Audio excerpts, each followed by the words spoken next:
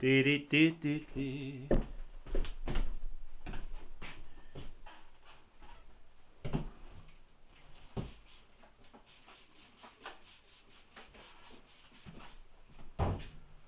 Hello everybody. Welcome to the studio where the temperature is 55 degrees. It's not too bad.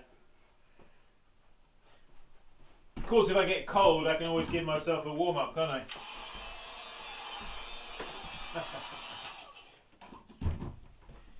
I? I'm actually in the process of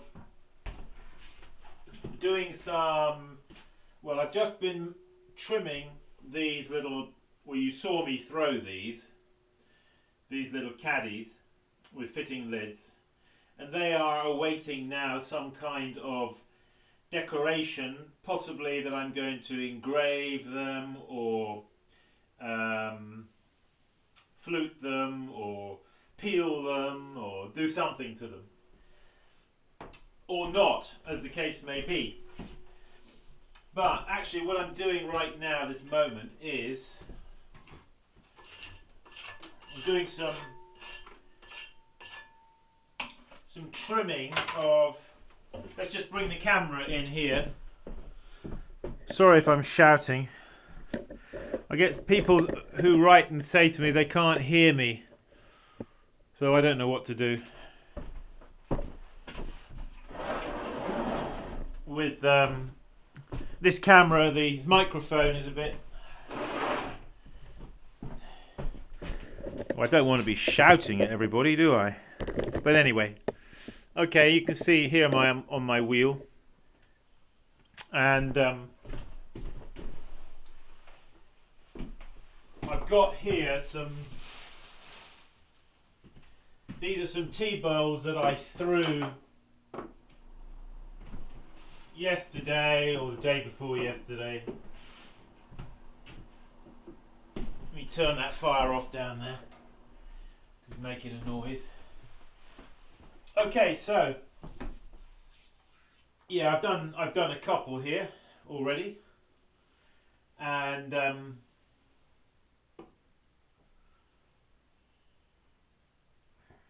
I've got a few more to do, so I thought that we'd just talk about that. And these tea bowls I've thrown them with an uneven lip. Now, sometimes when I throw tea bowls, I have a flat top to them, and by having an uneven lip, it has a looser feel to the pot. I expect you will agree. And so I've sort of thrown these in a loose kind of way, perhaps looser than what I usually do.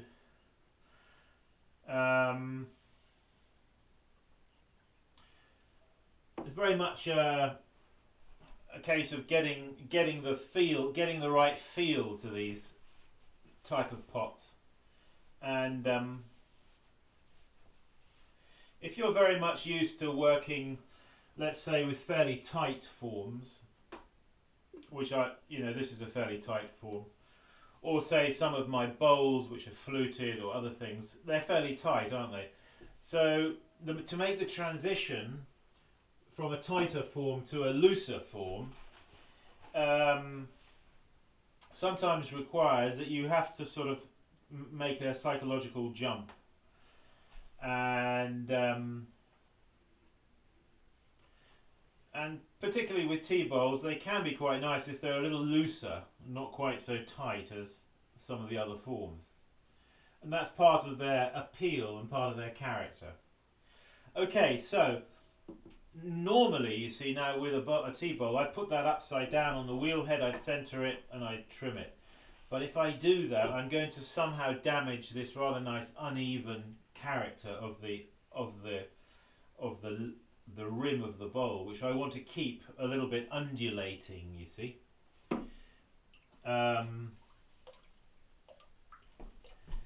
So I've got here, this is just a thrown chuck. This is actually dried out, so I'm just going to wet it, you see, and put him on the wheel head and center him, because this chuck is going to enable me to trim these T-bowls without putting the rim face down on the wheel, because they're going to be held underneath inside, you see, like that. So what I've got to do now is just center them up. I mean, they are basically centered because the chuck is centered, but they can still, if you understand, they can still go like that, you see. So I've got to make sure that they're running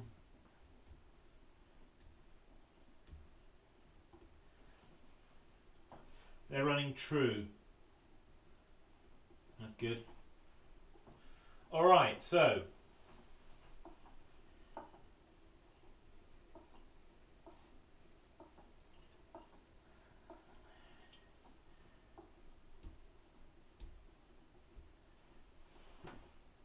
the thought that is going through my mind, and I read it somewhere, and that is that there is a certain beauty in irregularity.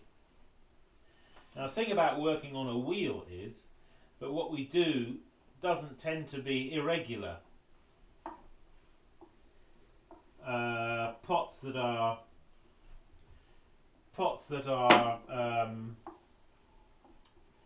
say coiled, or pinch pots and that kind of thing, they would tend to be more irregular, wouldn't they, than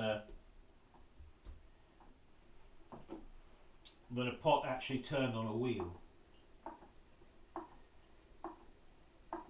So I'm just trimming away here. Now it's best to do these, I think, with the clay not perhaps as hard as you would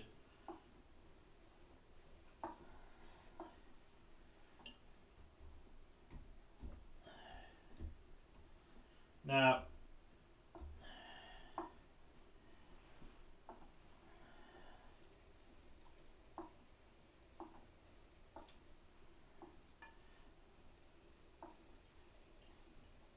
This one, it seems to be slipping on here. I just wonder whether the chuck, the fact that it's dry, because what you can do, you see, is actually throw a chuck like this. Say, when you actually throw your T-bowls, you throw a chuck at the same time, and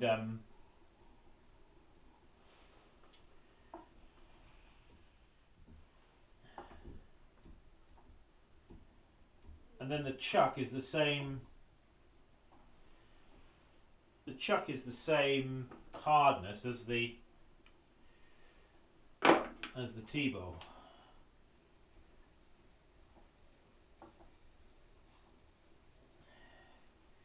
Seems to be slipping, doesn't he? He wasn't slipping before.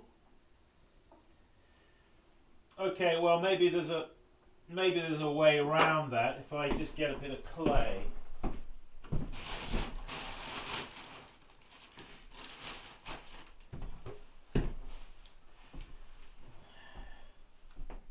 So I'm going to get a bit of soft clay here, because I don't know if I'm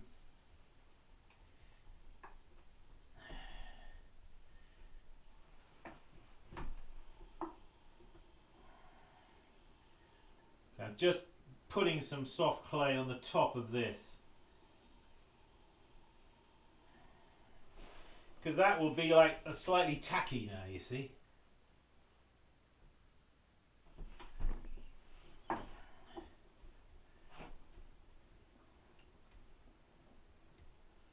So just trying to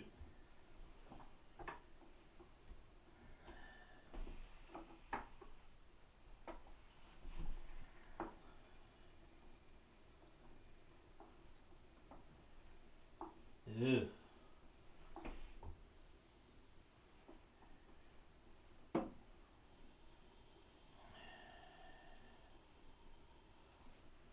As you can see, I'm having some problems.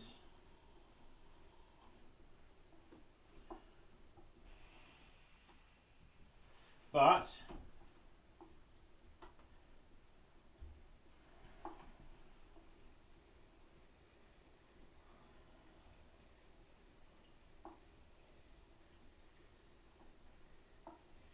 it may be something particular to this tea bowl that is.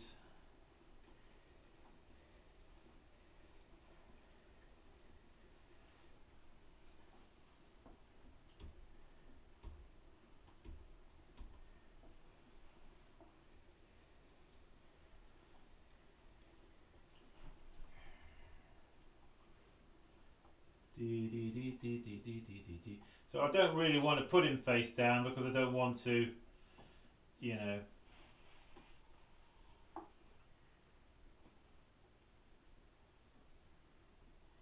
Could be that this tea bowl is not as, it might be a little bit raised in the base.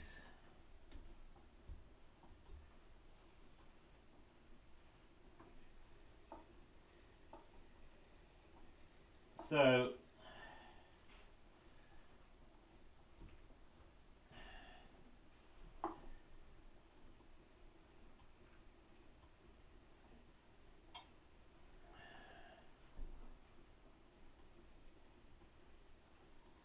yeah, he's slipping, isn't he?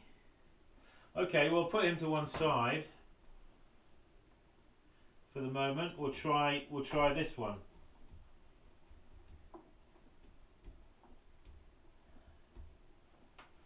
See if we can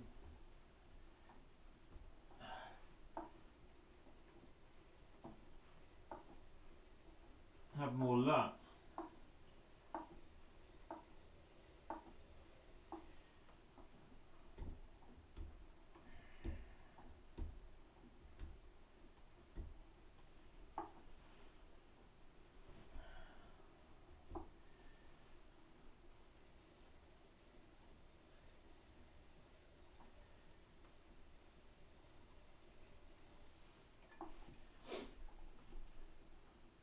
Now these trim tools, let me just say, there's the thing, you see, with trim tools, a lot of them, they vary, don't they, in terms of the angle that is cut on the trim tool. Now this trim tool, for example, has got the angle on the back side here, alright, whereas this trim tool has got the angle on the inside of the tool.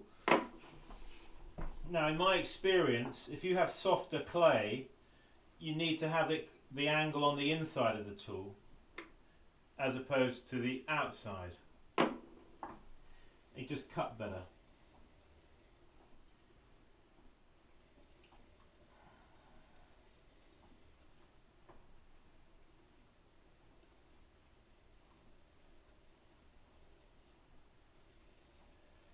In actual fact, they cut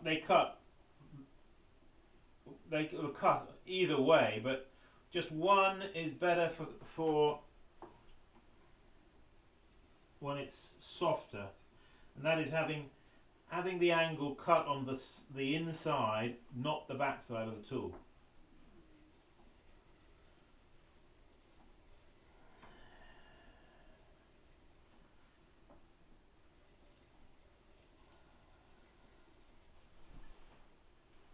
So there's beauty in irregularity.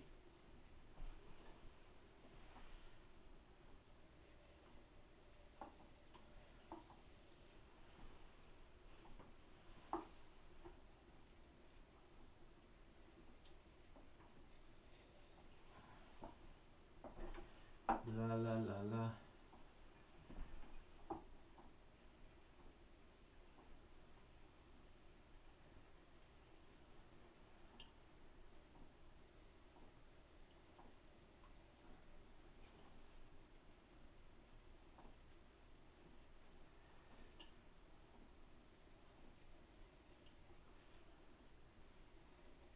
I find also you don't really want to have the wheel going around too fast for this kind of work.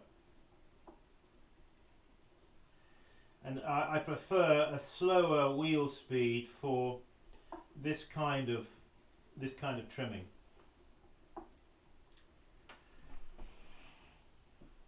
I don't know how you feel about that.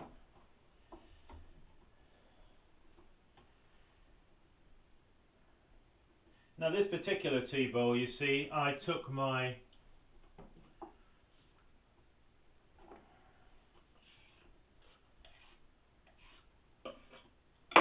throwing stick while it was soft, and I just used the corner of the end here and just wiggled it as it was going round, and it just gives this, has given this rather wavy line, you see.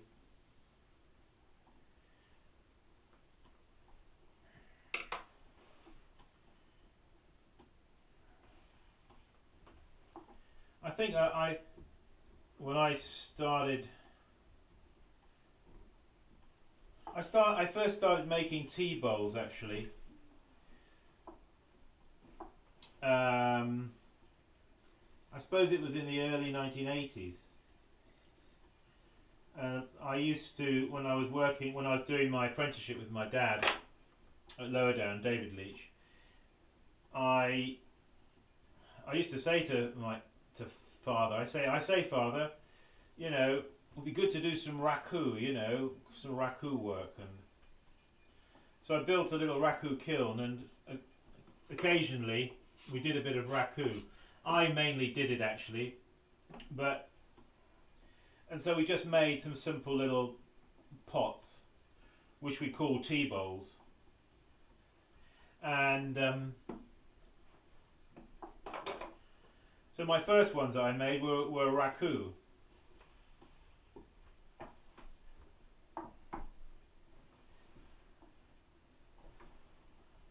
And I think raku lends itself quite well for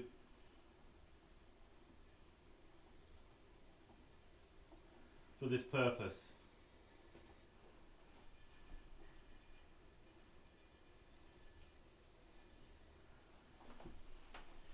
I think one of the characteristics of a tea bowl is that the tea bowl is friendly. I think friendly is a word I like, and I can associate with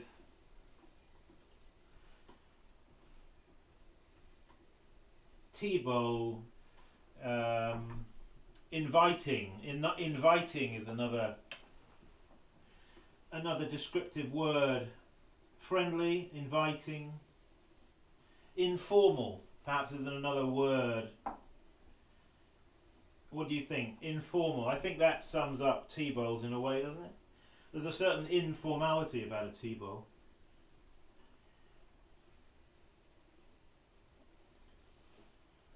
But, you know, as makers, how do we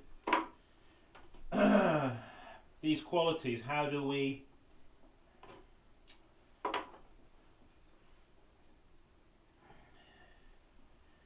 breathe these qualities into the clay, you know, as makers? And that's the challenge, isn't it? To be able to do that in a way that is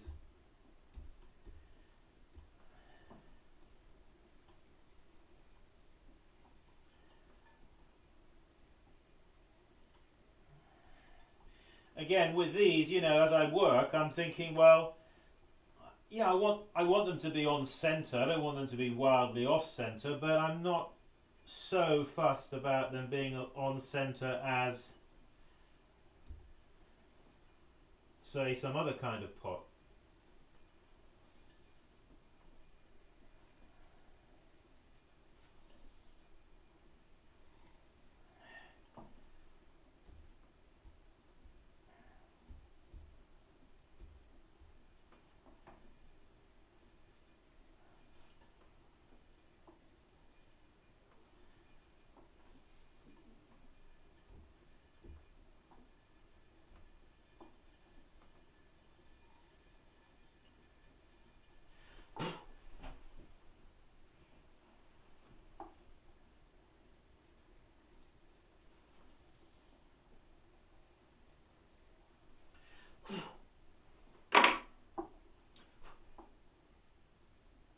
So it's a case of doing it, taking it off the wheel, looking at it, feeling it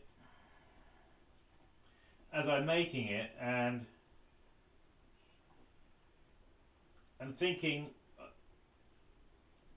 beauty in irregularity, friendly, inviting, informal,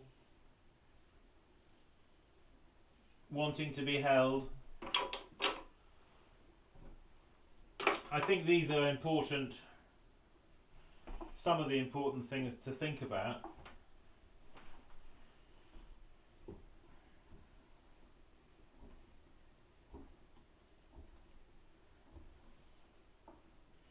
Are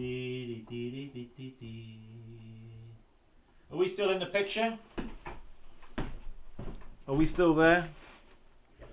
We are. Let's move in a touch. So,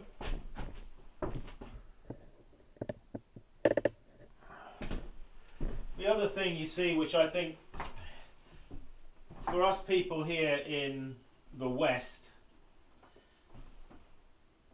where we don't really practice the tea ceremony, which is where these really originate from, there's a lot of us potters out there who, if we're not careful, we become Japanized. And I don't know if you know what I mean, Japanized, but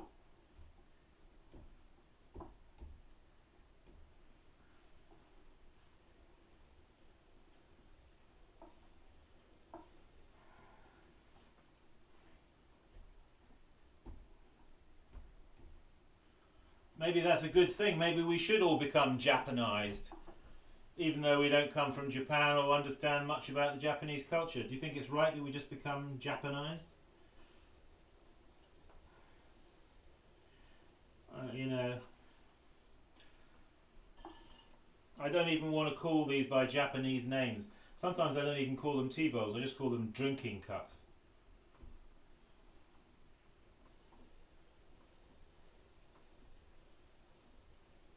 Because it can sound a bit false, I think, a bit hollow, when we as Western potters are rather sort of,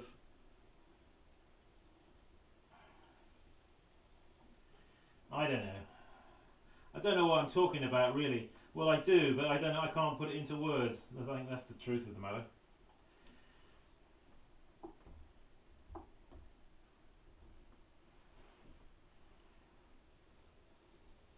I think we've got to be true to ourselves as potters and make our own pots. We can be influenced by other cultures, but I think we've got to find our own path.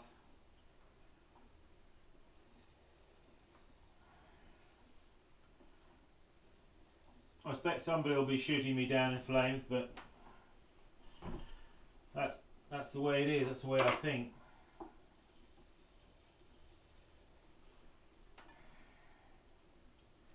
Dee-da-da. So, my friendly pot.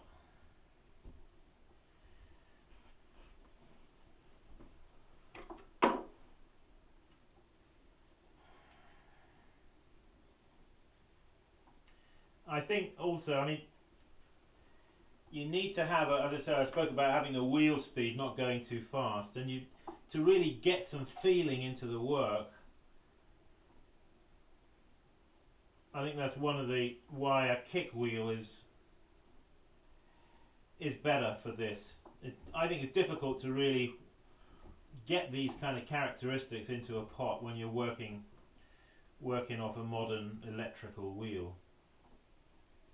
Just too much of a disconnect between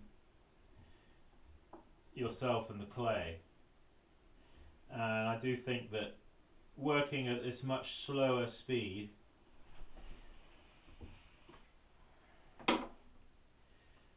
enables one to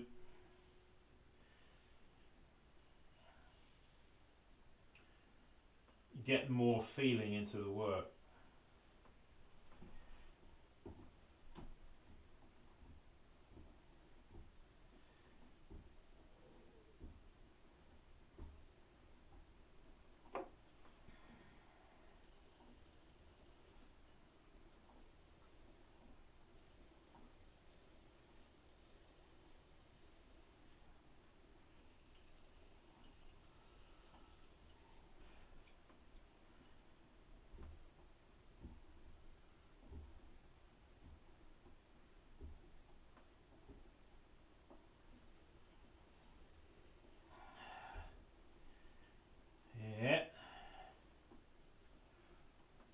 One more to do.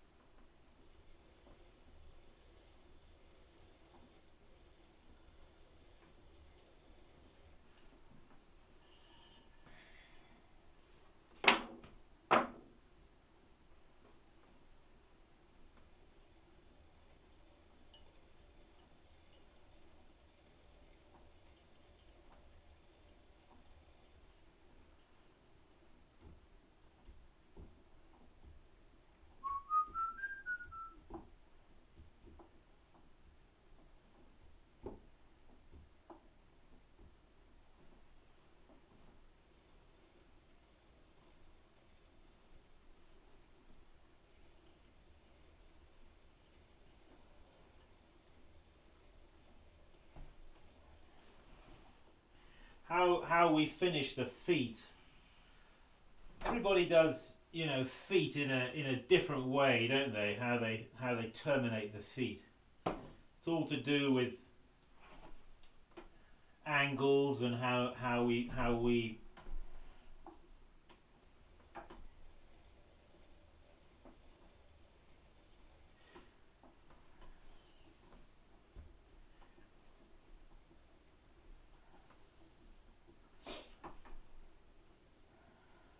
I think you don't want to overwork the clay with the tool too much. In other words, you've got to make a cut and make it definite, but then back off almost, and then let the freshly cut clay kind of speak.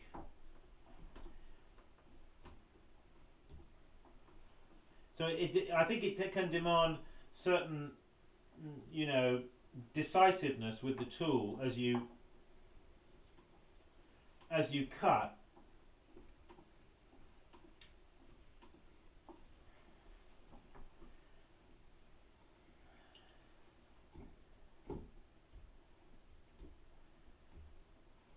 To allow that to happen, you know.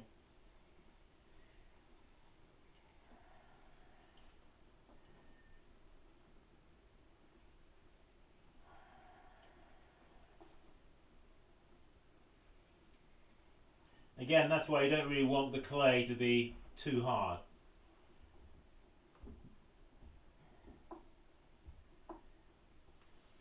And sometimes clay that have got a little bit more grog in them, a little bit more expressive than some of the clays which are a little bit more somewhat smoother, you know.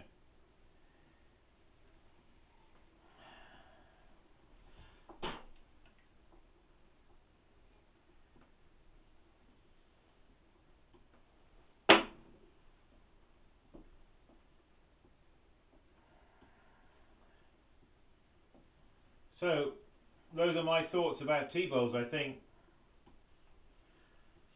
beauty and irregularity, friendly, inviting, warm, wanting to be held.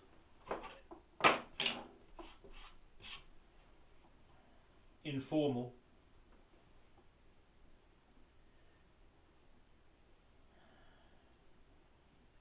Well, talking of tea bowls, if you go to my website, I'm putting up a pot twice a week. There's a tea bowl up there, but all the time there's a tea bowl up there for auction. So if that's something that interests you, tea bowls, please go there, have a look and check it out. And if you like it, put a bid on it. Why don't you just? Hey, oh, we still got this one here I didn't finish.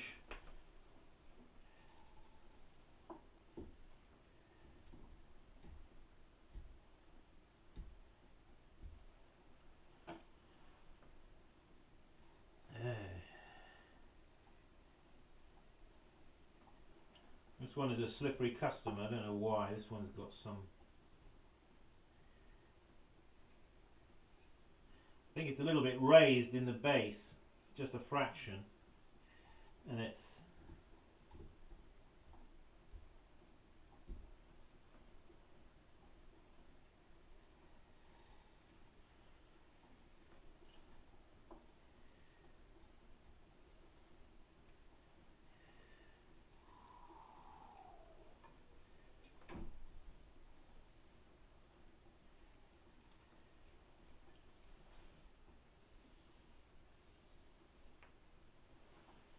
Okay folks, well,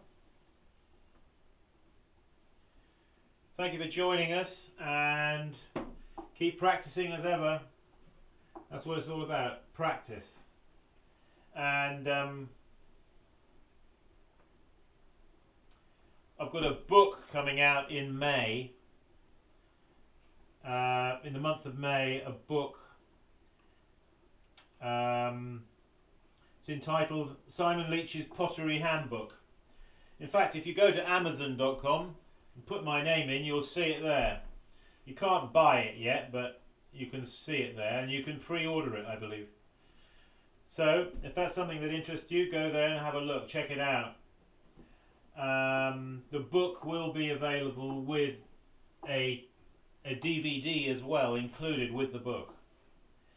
Hopefully that will be helpful to you in your practicing. Okay folks, that's it for now. Join us again for another clip, and as I said, keep practicing. See ya.